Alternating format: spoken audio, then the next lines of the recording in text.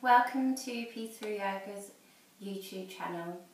Thank you for joining me again today. We're going to be working on arm strength, so it's an intermediate practice. Beginners, you're welcome to have a go. Remember to listen to your body and only do what feels right for you today. So I hope you enjoy. We're going to start in downward dog, so as you're ready, bring yourself over to your hands and knees. Tuck the toes, lift the sit bones up, nice straight back, relax in the head, roll the shoulders out. Don't worry if you need a little bend in the knees to straighten up the back, take that bend, only straighten if you can keep the back straight. So taking some full deep breaths here.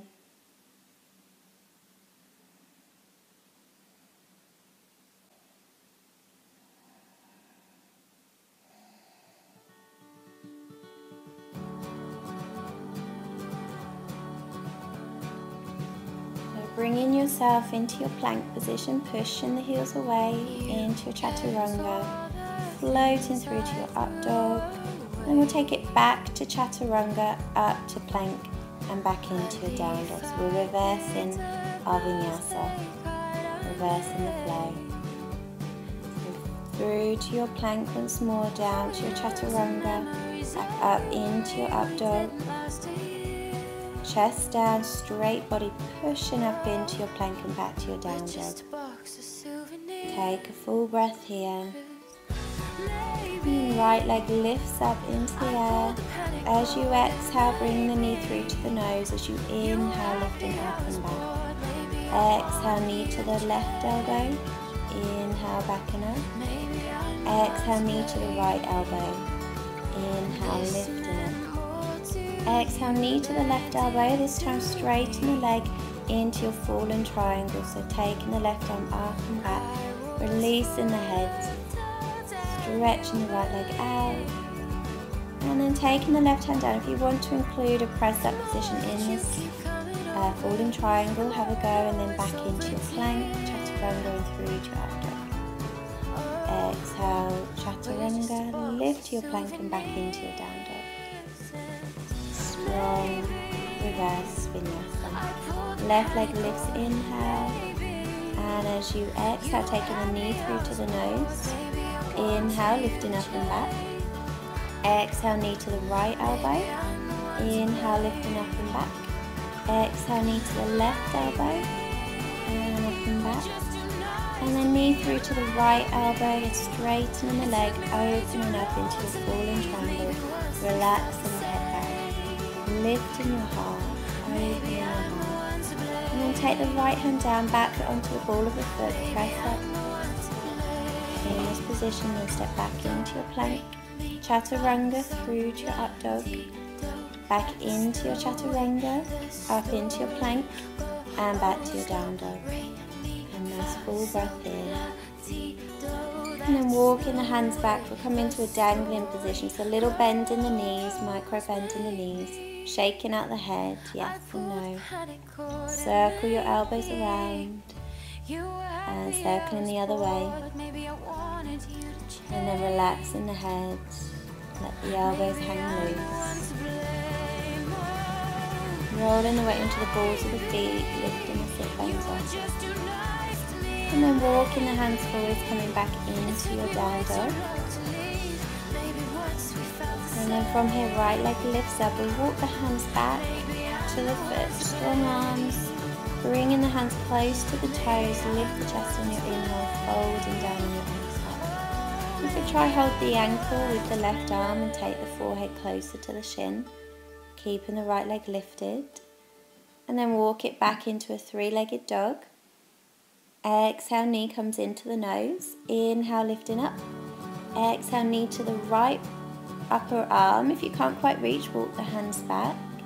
Try that again. You can always take them back a little bit more. Then knee comes to the back of the arm, down into your chaturanga arm. See if you can shift the weight forwards, lifting the back leg, splitting the legs, and then perhaps hopping back into your chaturanga, up dog, back into your chaturanga, plank, and down dog.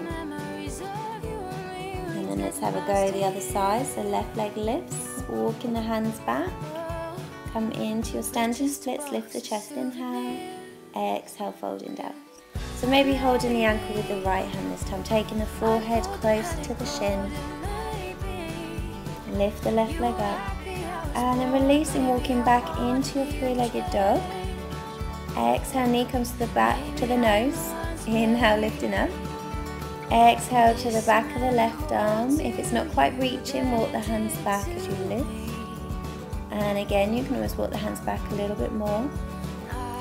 And then having a go, leaning the knee to the back of the arm, chaturanga arms, and split the legs. Try and lift that back leg up high.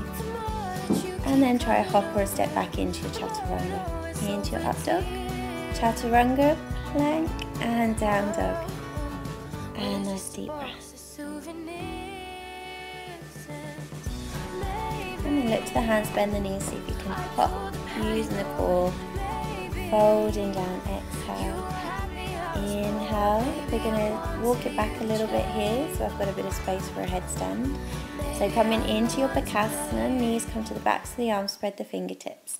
You can always take your feet up onto a block and without lifting the toes today, just to start to get that balance between head and feet. Elbows stacked over your wrists. Have that confidence to shift the shoulders forwards. And here I've taken a headstand straight from a Bakasana. So lifting up, pull the belly in, strong legs. You can push the shoulders down away from the ears, using a little bit of the hands. Then I'm going to pike it down nice and slow and then hop to chaturanga. Lifting into your up dog and straight back into down dog. And nice deep breath. So walking it back. I'm going to take a little dangling position first here. Shake out the shoulders, shake out the head, looking over each way. And then we're going to work towards a handstand. So in this you want to press the fingers down, lean the shoulders forwards, pull the belly in and see if you can lift up onto your toes before letting the feet hop forwards. So try to control the hop, working your way all the way up the mat. Squeeze the belly, push the sit bones up, leaning forwards. Keep going to the end of the mat, working hard into that core, into the arms, into the shoulders. And once you reach the top of your mat, you could take a step or a hop to your chaturanga, float through to your back bend, and back to your chaturanga, plank, and down dog. So we'll have a go at a few handstand kicks. Feel free to take yourself to a wall here if you want the support of the wall. Taking the right leg up first. Kicking, scissoring the legs, so trying to get the left leg up to the right. Maybe getting a little bit of a pause at the top. Looking a couple of foot in front of your hands. So make sure you've got that space if you're by the wall. So have a couple more kick ups. Maybe holding. One more go. And then come to rest down into your child's pose. Just wiggle the wrist, circle the wrist, wiggle the fingers. Do anything that you need to for your body. Trying to relax the shoulders a little bit here. And stretch it out onto the fingertips, reach the fingers forwards. And then we'll have a go the other side. So this is my weaker side, so I keep trying to practice more on this side. Not quite lifting it up as high, so taking the left leg up and try to get those hops again. So even if your bottom leg, your right leg for me in this case, isn't lifting too high off the floor, that's okay. Just little hops to start to build the strength in the shoulders and the arms. Maybe working on the confidence more than anything to find that sweet spot where you almost feel like you're going over, but you're actually finding that straight, balanced position. So have a couple more kick ups. Resting down into your child's pose in between. Circling the wrists again if that feels nice. Rolling up, and we'll stretch out the shoulders a little bit here. So I'm going to take some Garandasana arms, eagle arms. So right arm under the left, backs of the hands or palms together. Lifting the elbows up, so push the fingers upwards, maybe tuck the chin a little bit, see what feels nice. I'm going to move a little bit side to side because that gets really deep into the shoulder blades for me. And then change sides, so left arm under the right. Push the arms up, elbows forwards. Again, you can move it side to side if you'd like to, if that feels nice. Stay nice and tall through the back. Good, deep breath. And then release in there. Roll the shoulders a couple of times. Move the head. And then swing the legs around. We'll take one more stretch before coming to rest into Shavasana. So holding the ankles, I've just taken a nice stretch back with the spine. And then folding over, taking the elbows forwards of the shins if you can. And then taking yourself to your deepest expression of this pose, holding it for a few breaths. A lovely opening through your lower back, through your hips. And then releasing down, just shifting yourself forwards towards the top of the mat so that you can roll down, hands onto the belly. Relax the knees down, just feel the whole of your back sinking down into the earth. And then straighten out one leg, then the other, toes relax out, palms facing up. Wriggle yourself around till you feel comfortable, and then staying here for your Shavasana. So I recommend pausing, taking 5, maybe 10 minutes in your Shavasana.